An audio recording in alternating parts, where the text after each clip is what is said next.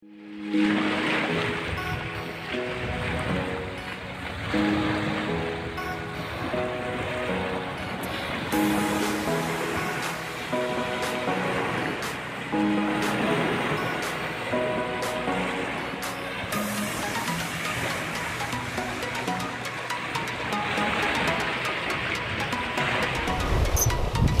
fish on! Fish on! Woohoo! Yan, nakakuha din tayo ng nakahukset din tayo ng isda. Yan, lakas! Wow!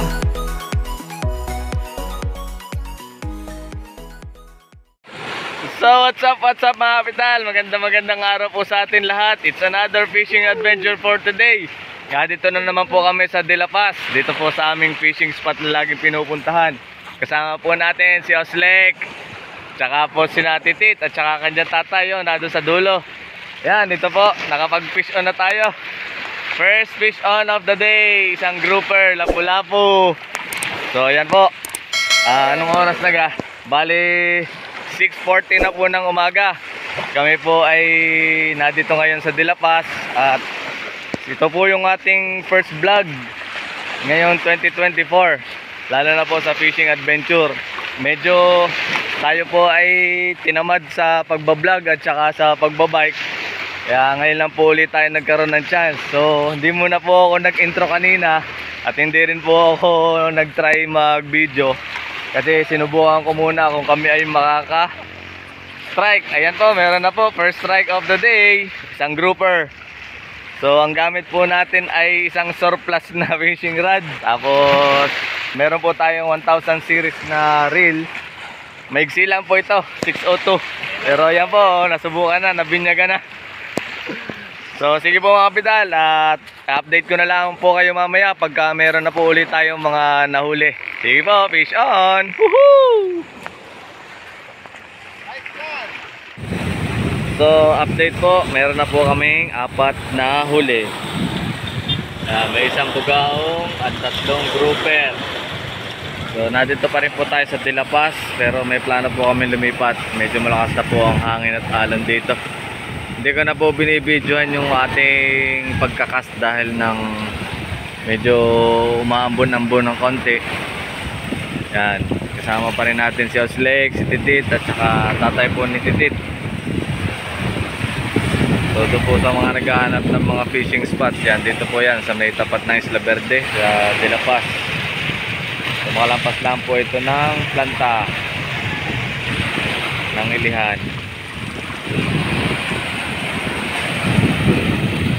So try po namin lumipat, then maghahanap po kami ng maganda-gandang spot.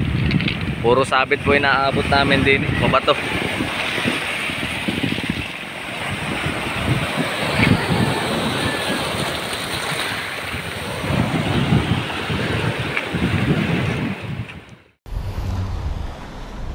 So kami po ay nasa second spot na namin. Nandito po kami ngayon sa Mabanot. So ayan po, nandito pa rin tayo sa tapat ng Isla Verde. Medyo mahangin po doon sa De La Paz.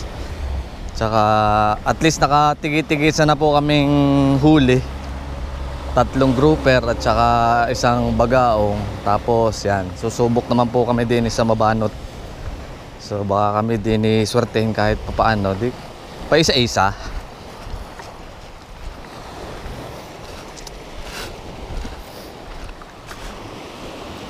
Medyo makulimlim mo, na ulan-ulan kanina. Kaya kami ay pasilong-silong. Yan, medyo okay naman dito. Tsaka walang hangin. Kaya may cast natin ang ating mga rod at lure ng malayo-layo. So madami na rin po ako nagamit na lure, minnows, tsaka soft bait. Pero soft bait muna tayo. Check natin kung ano ang chance natin dito sa may Mabanot area. So napakahaba po ng coastline na ito.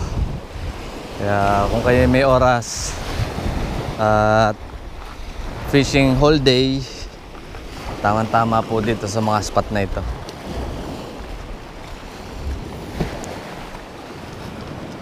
Yan po ang ating gamit ngayon. Surplus 602 lang, medium light. Tapos minatch natin ng 1000 series. Yung isa po nating rod yan 702 na doon, gamit po ni Titit. 3000 series naman yun na reel. Baligtad, kung alin yung light, yun na malaki ang reel. Ito namang medium light, ito naman yung maliit ang reel.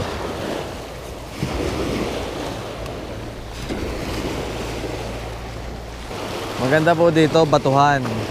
Kaya sigurado may mga canoping at saka mga grouper. Lapu-lapu grouper. Sigaras.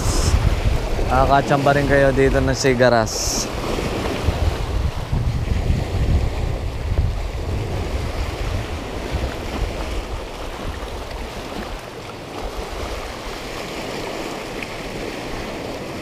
Op! Strike. Sayang. Hindi na hook. Wala. Kinanti lang, kinanti. Ayan. Mera, strike eh. Strike. Hindi lang na hook. Sayang. Ibig sabihin, meron dito. Okay din naman po rin aking 602 na surplus. Malayo din naman to ikas. Ito po ay ating nakuha kay Joel's Tackle Shop ng Bulacan. Madami rin po tayo nakuha sa kanyang mga gamit. So ito po yung isa. Hindi naman po tayo binigo. Naka-hook set na naman ng isang grouper. First time namin nakasama si Titit sa fishing. Yan, nakakadalwa na siya. Wow, ganda yan na. Good size. Yan, good size. Grouper. Oy, good size. Ayan po, good size na grouper. Shout out kina Puloy. Ayos, ayos. Kina Pandoy. Ay, na second na yan.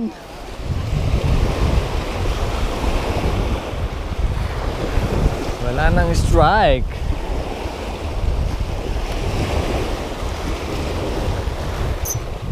Oh, fish on. Fish on. Woohoo! Yan, nakakuha din tayo ng nakahook set din tayo ng isda. Yan, lakas. Wow! Sigaras. Woohoo! Ang laki. Yan na. Nakahuli na ulit tayo ng sigaras. Woohoo! Titit! Titit! Yan, first sigaras. Medyo malakas-lakas din ang laban. Tama-tama. Yan. Kitang-kita nyo naman. Live na live. Medyo matagal-tagal na rin tayong hindi nakahuli ng sigaras. Ngayon na lang uli. Yan. Ang ating pong gamit ay pang ating pangmalakasang soft bait. Yan. Ito po ang malakas dito sa De La Paz at Talayong Pandayan. So yan po. Op, baka makalayo pa. Yan, sigaras. Good size. Diyan ka muna. Kumakagat na. Kumakagat na. Gutom na sila, gutom na. Maganda yung laban na yun ah. Kitang-kita nyo naman. Last year pa yata tayo nakahuli noon.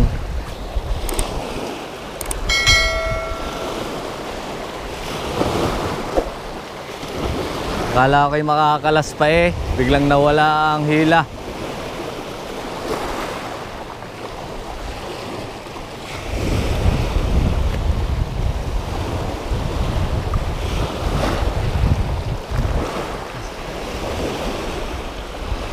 So yung ating pong dalawang rod na bago ay effective. May mga nahuli na tayo.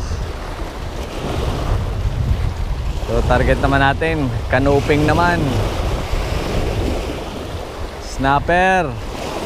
Magsilabasan kayo. Dito po sa area nito ay madaming mga rock formation. Kaya may chance tayo dito makakuha ng mga lapu-lapu, sigaras, snapper. So tsempuhan na lang talaga. Ba? Nakahuli-huli kayo? Oh, meron na. Papito na. Nakakapito na kami. Update natin mamaya si Oslek kung may huli na doon sa kabilang area.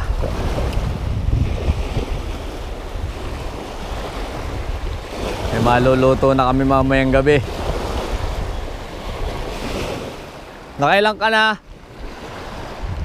5?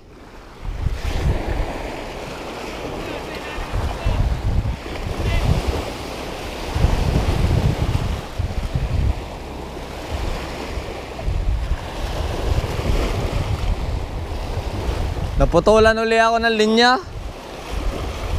Kahaba nang naputol sa akin.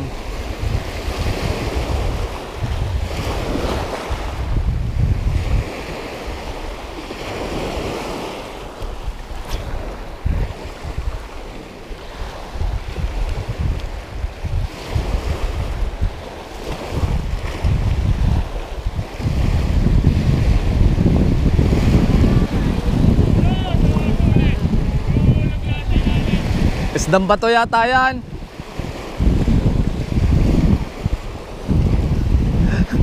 Nanggigilid na lang kayo ah. Nagtatago sa ilalim ng bato.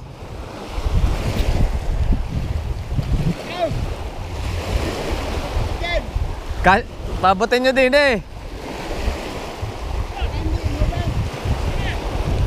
Aba? Nakakita ng teknik ka rin nga kay mga kasama.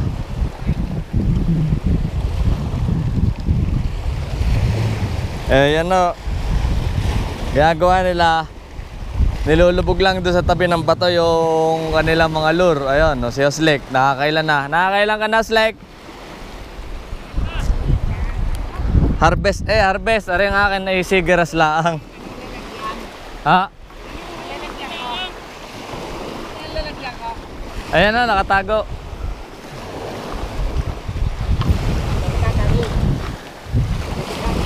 Nagtatago pala sa ilalim ng bato.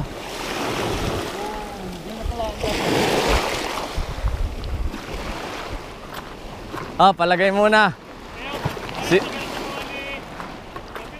Ilan na? Sa akin. Akin eh. Ganyan, 5. 6 na. Isdang bato yata yan. Hindi ka nakakain yan. May isang isdang bato. Sinuhulog ko sa siya. Ako'y naputulan ng linya. Kaya ako'y nagtagal.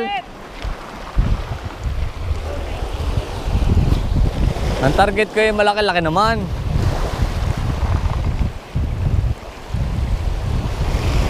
Kami tinanghali na din eh. At rin mga re-harvest ngayon. Nakailang kayo dyan? 2?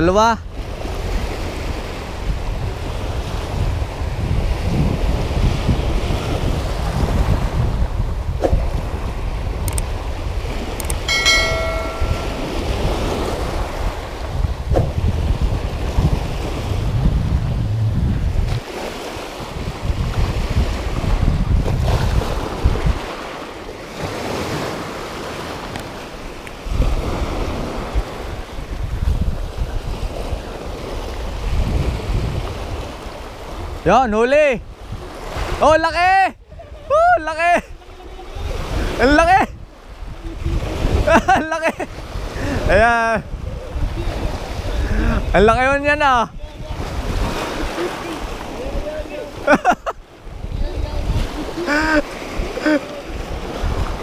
Oh, ngayon pong araw na rin harvest. Kung ano-ano na lang ako nahuli.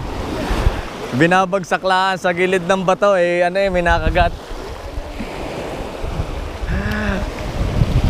Ay ano na, dalawang 4 na sa dami na nahuli ngayon.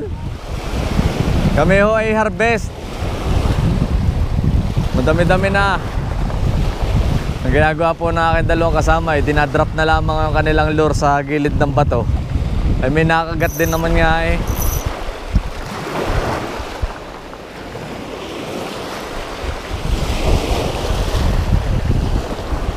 Atin pong target eh medyo malalaki. Kaya dito tayo sa malayo ahagis.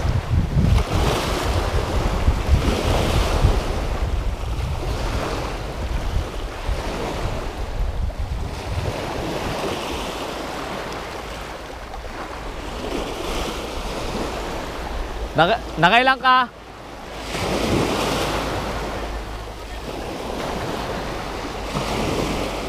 Nakailang ka na? Wala.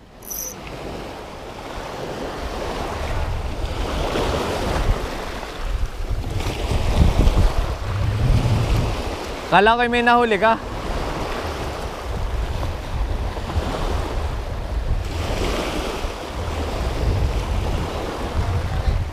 Madami na, silang dalawa.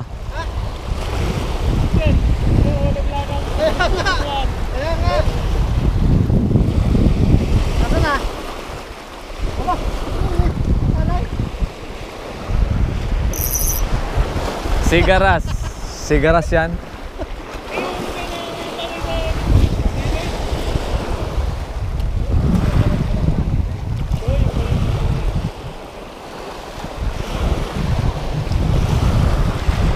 So dito po sa aming second spot, ayan po ang aming inabot.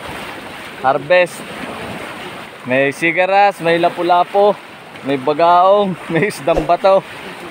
Yan, ngayon po pinakamarami na po namin itong nahuli sa aming pag-fishing din sa Batangas City. Doon po sa mga nahihilig sa fishing angling. Yan, pwede po kayo dito sa may parting Dilapas at saka po din sa may parting Pulot. Malapit na po kami sa Talay Pandayan. Yan, ang Talay Pandayan po ay doon. At din po ang papuntang Dilapas. So ano po, harvest for today. So kami ho ay lilipat po na. Yan, hawak na po ni Titit. Ano masasabi mo sa ating first fishing adventure? Ang sarap ng pakiramdam pag nakakahuli ng isda. Ari po ay first time naming nakasama din eh.